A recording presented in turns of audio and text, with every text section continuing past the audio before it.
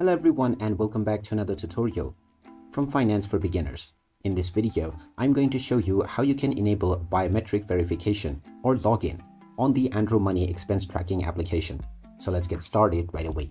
First of all, open up the AndroMoney application on your device, and once you open it up, you will be taken into your homepage from which you can check your income as well as your expenditures. Now, since there is no login feature within the application directly, all of your data are not protected, and anyone can access it if they have access to your phone. So if you wish to protect it, then simply tap on the menu icon at the top left corner and then click on Settings. From the Settings page, just scroll down until you see the Password section. Now, first of all, you will need to enable the password option and then set up a password within your account. Once you have chosen your desired password, the password button will be checked, and every time you leave the application, you will need to enter the password that you have set up during this time. Once a password has been set within your account, you can now enable biometric verification as well if you wish.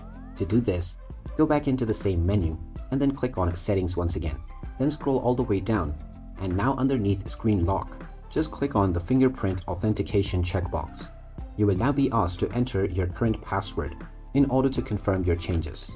Once you have entered your password, the fingerprint will now be authenticated, and you will now see that your screen lock has been switched to your fingerprint option. After this, anytime you open up the AndroMoney application, you can now simply use your fingerprint in order to log in. You can go back to the same settings page and then simply tap on the checkbox to disable it in order to remove your fingerprint authentication from the application. And there you have it. That is how easy it is to enable biometric verification on the AndroMoney expense tracking application. If you find this video helpful, don't forget to hit that like button and subscribe to our channel for more useful tips and tutorials. Thanks for watching, and I'll see you again in the next one.